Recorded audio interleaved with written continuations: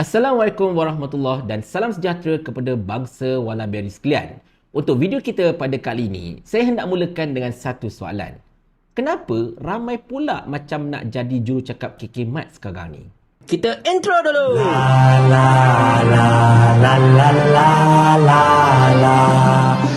Cerita dia macam ni, tuan-tuan dan puan-puan sekalian.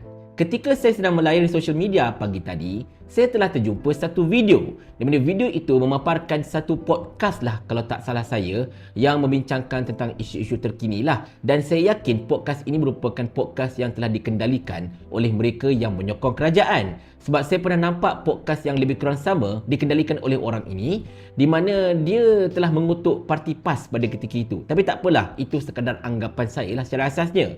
Cumanya pada kali ini, podcast tersebut telah membincangkan tentang isu yang paling hangat pada ketika ini, iaitu tentang stokin tertera kalimah Allah yang kantoi dekat KK Mat baru-baru ini. Di mana dalam podcast tersebut, sahabat yang menjadi host lah kalau tak salah saya dalam podcast itu, kelihatannya seolah-olah macam mempertahankan KK Mat gila-gila punya tuan-tuan sekalian, sampai dia kata KK Mat ini mungkin menjadi mangsa sabotaj dan macam-macam lagi. Saya tak nak cerita banyak-banyak, saya nak anda tonton dahulu video ini sebelum kita jawab apa yang diperkatakan. Kita jangan terburu-buru dan juga jangan mengambil tugas penguatkuasa.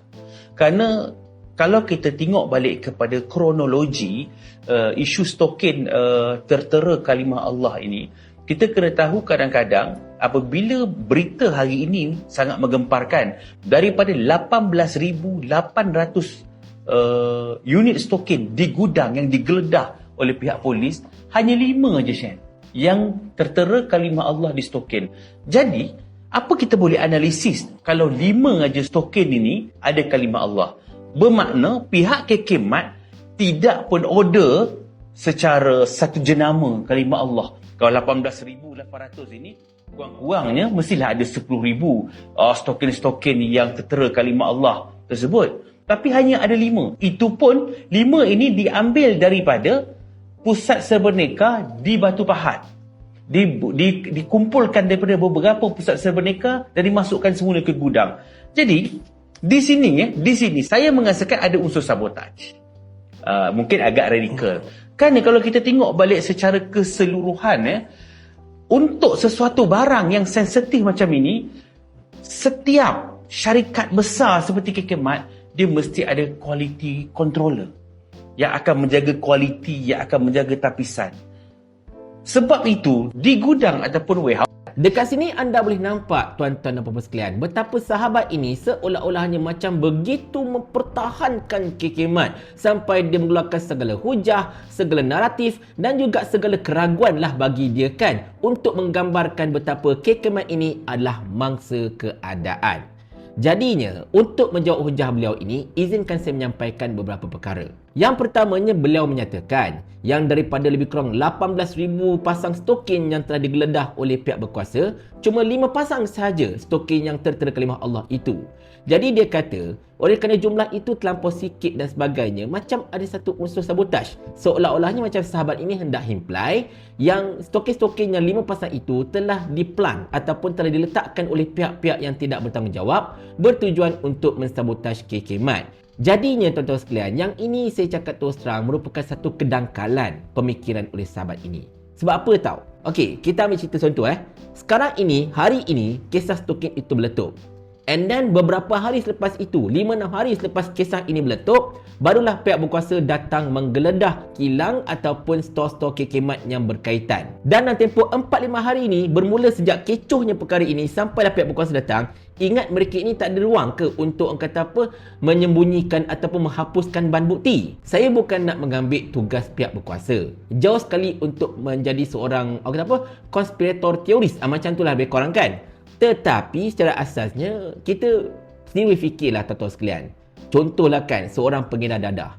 Dia nampak, depan tu ada roadblock contohnya kan. Dia bawa dadah ni satu beg. Bawa dadah satu beg, depan tu roadblock, dapat jauh dah. Apa dia akan buat?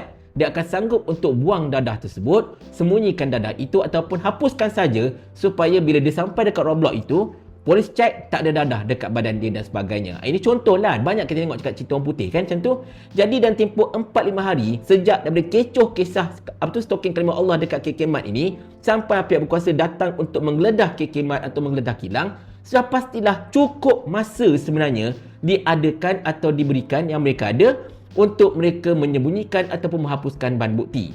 Tetapi kenapa tinggal 4 atau 5 pasang saja? Sebab at least kena tinggalkan something.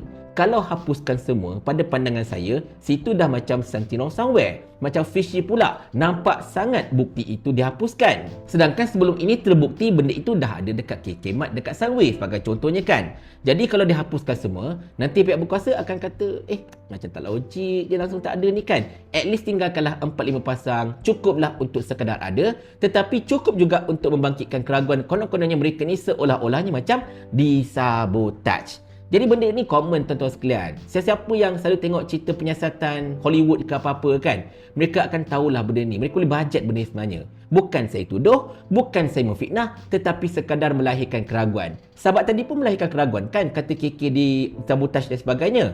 Jadi saya pun ada segala hak untuk menyatakan bahawa itu bukan sabotaj, sebaliknya perbuatan untuk menyelamatkan diri, betul tak? Yang kedua, sahabat tu juga kata pada hujung video tadi, KK Mat ini merupakan sebuah syarikat yang besar. Di mana syarikat besar ini of course lah dia akan ada quality check, dia akan ada QC, dia akan ada orang kata apa security dan macam-macam lagi lah untuk tapisan-tapisan bagi memastikan produk yang masuk dekat kedai ini adalah produk yang bagus dan tidak akan mendatangkan kontroversi ataupun akan ditarik balik dan sebagainya.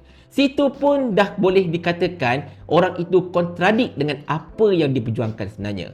Sebab anda kata kalau tapisan KK Mat ini betul-betul ampuh dan sebagainya, takkan ada, jangan cerita 5, tak payah 5, 1 pun stalking kalimah Allah tu tidak patut ada dekat KK Mat itu sebenarnya. Faham tak? Kalau betul quality check mereka adalah bagus, mereka ini ada orang kata apa, penyiasatan ke ataupun penapisan dan sebagainya untuk memastikan produk-produk itu tidak bermasalah dan macam-macam lagi, jangan cerita 5, jangan cerita 10, 1 pun tak patut ada.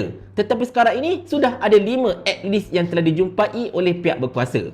Jadi itu menunjukkan apa wahai sahabat? Itu menunjukkan betapa mereka ini dengan segala jenis QC yang mereka ada, dengan segala jenis tapisan whatever yang boleh katakan sangat-sangat ketat sebab mereka ni syarikat besar, benda itu boleh terlepas bermaksud sama ada orang yang jaga tapisan itu bangang ataupun mereka memang sengaja melepaskan perkara itu. Antara dua itu sahaja tuan-tuan sekalian. Dan banyak pihak sebenarnya, termasuklah orang-orang berbangsa Cina sendiri mengatakan bahawa adalah sangat-sangat mustahil sekiranya kalau KK Mat terlepas pandang tentang perkara-perkara ini. Sebab macam anda katakan tadi, syarikat ini syarikat besar. Mereka ada sistem tapisan mereka untuk produk-produk yang dijual dekat kedai mereka.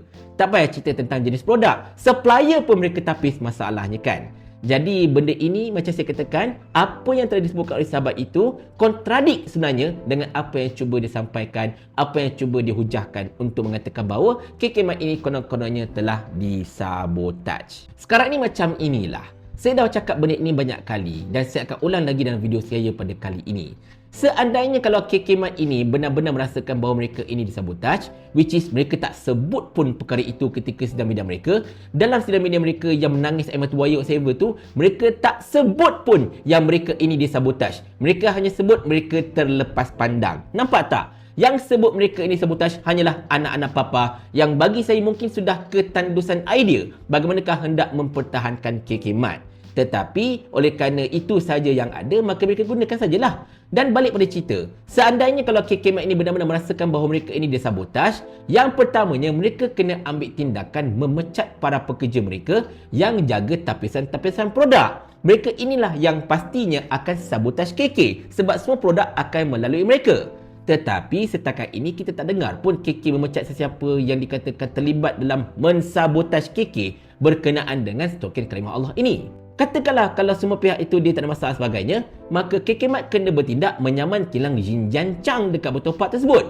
Sebab stalking-stalking itu dibekalkan oleh syarikat itu, oleh Xinjiang. Dan Xinjiang ini bukan syarikat dari China, tetapi dekat Malaysia. Jadi di situ pun dah kantoi dah sebenarnya tuan-tuan sekalian tentang KK Mat ini. Dia kata stalking-stalking itu telah diimport daripada China. Sedangkan yang mengeluarkan stalking tersebut ialah kilang dekat Batu Pahat. Jadi di situ pun dah nampak macam ikan di sana sini masalahnya.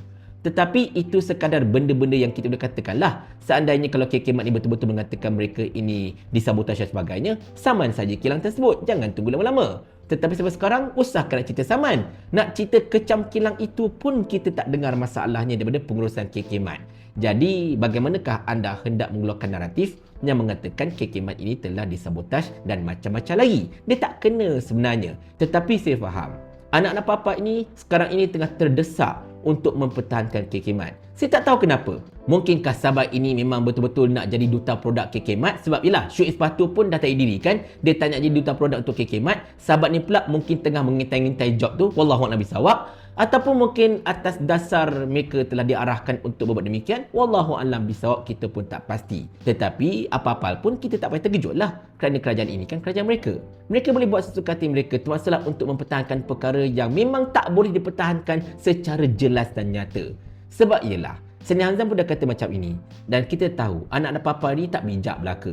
Kalau mereka bijak, kalau mereka pandai, mereka tak sokong kerajaan perpaduan madani ini, tuan-tuan. Kerajaan ni kerajaan kami. Jadi ikut suka kami lah. Paling kurang aku ada formula. Ni kau ada menteri berlambak-lambak ni, satu formula pun tak ada. Otak letak dekat mana?